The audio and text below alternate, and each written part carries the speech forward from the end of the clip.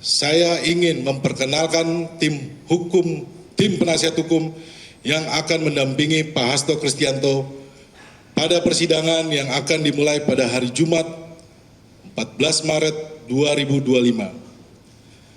Tim ini merupakan tim kolaboratif antara tim hukum yang ditugaskan oleh partai dengan tim hukum yang berlatar belakang non-partai atau full profesional. Berikut saya sampaikan nama-nama tim pengacara. Pertama, Prof. Dr. Todung Mulya Lubis SH LLM sebagai koordinator tim hukum Mas Hasto Kristianto. Kedua, Dr. Magdir Ismail SH LLM. Ketiga, saya sendiri Roni Talapesi SH MH. Keempat, Arman Haris SH. Kelima, Febri Diansyah SH selaku koordinator jubir tim pengacara Mas Hasto Kristianto.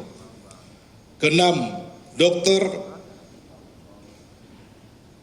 A. Patra Mijaya SH LLM. Ketujuh, Dr. Erna Ratnaningsi SH LLM. Kedelapan, Yohanes Oberlin Tobing SH. Kesembilan, Alfon Kurnia Palma SH MH. Kesepuluh, Dr. Rashid Ridho SH MH. Kesebelas, Dr. Duke Ari SH MH CLA. Kedua-belas, Abdul Rohman SH. 13, Triwiono Susilo SH. 14, Willy Pangaribuan SH. 15, Bobby Rahman Manalu SH MH. 16, Rory Sagala SH. 17, Anissa Eka Fitria Ismail BA Hons LLM MA SH. Ini adalah 17 tim pengacara yang akan mendampingi Pak Hasto Kristianto.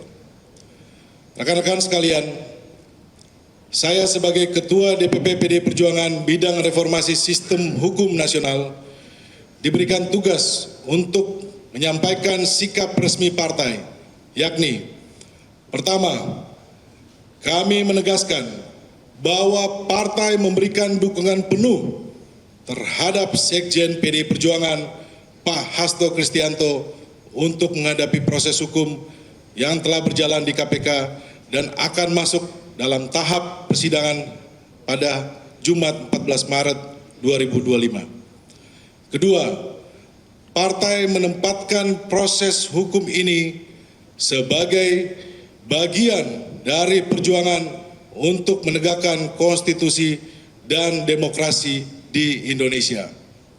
Ketiga, kami meyakini proses yang sedang berjalan ini adalah bentuk pembajakan fungsi-fungsi penegakan hukum untuk kepentingan politik atau bahkan balas dendam politik atas sikap politik PD Perjuangan dalam menegakkan aturan internal yang berujung pada pemecatan sejumlah kader partai.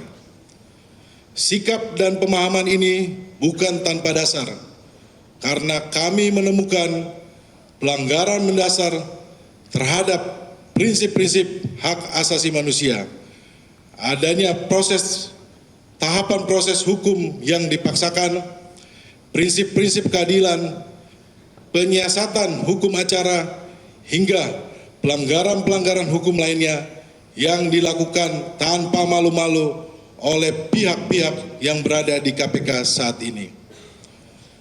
Bahkan kita belum lupa proses penetapan tersangka ini diwarnai pula oleh aksi-aksi demonstrasi kelompok masyarakat yang tidak dikenal, aksi-aksi pemasangan spanduk yang menyerang partai, serta rekayasa gugatan hukum yang memperdaya dan mengatasnamakan kader-kader partai kami untuk menggugat kepemimpinan partai. Lebih vulgar lagi, operasi politik terhadap PDI Perjuangan dan kriminalisasi terhadap Sekjen Hasto Kristianto sampai harus menggunakan lembaga survei untuk menggiring opini publik. Pembajakan fungsi penegakan hukum tersebut tentu saja mencederai cita-cita ideal penegakan hukum dan khususnya pemberantasan korupsi. Praktik ini sebenarnya juga terjadi terhadap sejumlah politisi lainnya. Dan oleh karena itu, kami memilih untuk melawan praktek-praktek buruk pembajakan institusi penegakan hukum ini. Karena kami meyakini ini adalah bagian perjuangan demokrasi yang sejalan dengan nilai-nilai partai. Rekan-rekan sekalian, sekali lagi kami meyakini Sekjen PDI Perjuangan Pak Hasto Kristianto saat ini adalah seorang tahanan politik yang dipaksa diam dan dijerumuskan menggunakan proses hukum yang telah dibajak oleh kepentingan pihak-pihak tertentu. Oleh karena itu, kami mengajak semua untuk mengawal proses yang sedang berjalan saat ini. Dan secara terbuka yang akan diuji pada persidangan dimulai pada Jumat 14 Maret 2025. Berikutnya saya mempersilakan kepada tim penasihat hukum untuk menyampaikan poin-poin yang menjadi catatan masing-masing. Tempat dan waktu saya persilakan.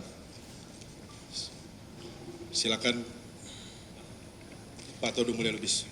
Saudara-saudara sekalian, karena saya ingin melihat KPK dalam perspektif penegakan hukum dan pemberantasan korupsi. Saya ini harus mengatakan bahwa walaupun saya bukan anggota DPR, bukan pejabat pemerintahan pada waktu itu, tapi saya ikut wacana mendorong dibentuknya KPK. Kenapa? Karena korupsi itu sudah begitu masif, begitu sistemik, begitu endemik. Indeks persepsi korupsi Indonesia itu selalu jelek. Sekarang tahun ini memang naik 3 angka, dari 34 menjadi 37.